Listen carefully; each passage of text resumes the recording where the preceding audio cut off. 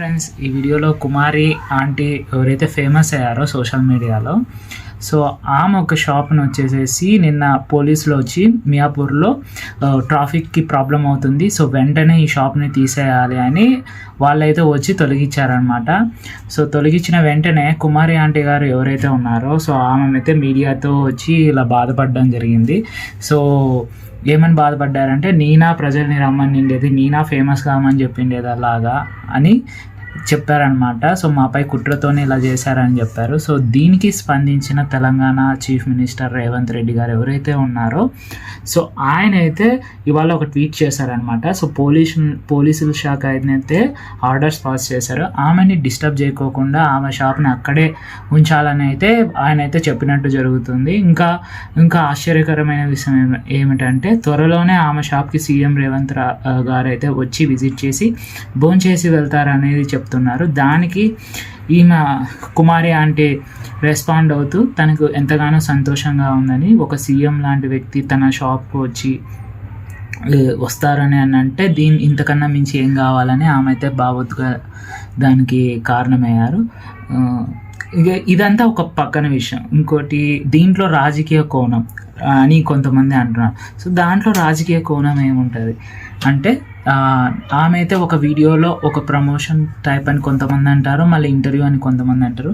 But ఆ వీడియోలో అయితే ఆమె మాకు ఏమీ లేదు, ఓన్ హౌస్ ఏమీ లేదు, జగన్ అన్న ఇచ్చిన ఒక ఇల్లు ఒకటే ఉంది అని చెప్పారు.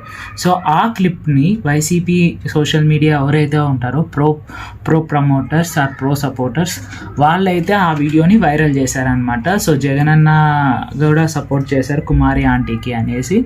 సో దానివల్లే తెలంగాణ చీఫ్ మినిస్టర్కి జగన్ అంటే పడక్క కాబట్టి, ఆయన ఏదైతే ప్రో టీడీపీ కాబట్టి జగన్ అన్న అంటే నచ్చదు కాబట్టి ఆమె షాపుని తీపేపించారని సేమ్ వైసీపీ సోషల్ మీడియాలో ఇది వార్తను అనేది స్ప్రెడ్ చేశారనమాట. సో ఇక్కడ ఎవరు ఏమి చేయలేదు, జస్ట్ అది నార్మల్గా జరిగింది. ఫేమస్ అవ్వకపోవడంతో ఎక్కువ మంది జనాలు అయితే ఆమె షాప్కి అయితే రావడం జరిగింది. ఒకసారి విజిట్ చేసి వెళ్ళిపోదాం, తినేసి వెళ్ళిపోదాం అని. ఇంకా రేట్లు కూడా రీజనబుల్ ఉండడంతో ఇంకా సామాన్యులు కూడా వచ్చి వెళ్తుంటారు. సో అక్కడ వాళ్ళు అందరూ వెహికల్స్ అవన్నీ పాస్ చేయడంతో అక్కడ చుట్టుపక్కల ఉన్న వాళ్ళందరూ కూడా మాకు ప్రాబ్లం అవుతుందని చెప్పడంతో పోలీసులు ఆమె షాపుని అయితే టెంపరీగా తొలగించారు.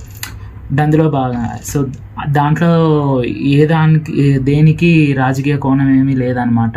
ఇక సీఎం గారు రెస్పాండ్ అయ్యారంటే, ఇక సోషల్ మీడియాలో ఆల్రెడీ ఈమె రెస్పాండ్ అయింది కదా, ఆయనకు ఆల్రెడీ నెగిటివ్ టాక్స్ వస్తున్నాయి. సో అలాంటి నెగిటివ్ టాక్స్ ఆయనకి పెట్టుకోకుండా సేమ్ ఏ సోషల్ మీడియాలో అయితే ఆయన మీద ట్రోలింగ్ జరిగిందో అదే సోషల్ మీడియాని యూస్ చేసుకొని ఆయన ఈరోజు ఒక ట్వీట్ అయితే చేశారు, ఏదైతే నేను కూడా మీ షాప్కి వచ్చి ఫోన్ చేస్తానని. సో ఎవరి స్వార్థం వాళ్ళు యూస్ చేసుకుంటున్నారు ఇక్కడ.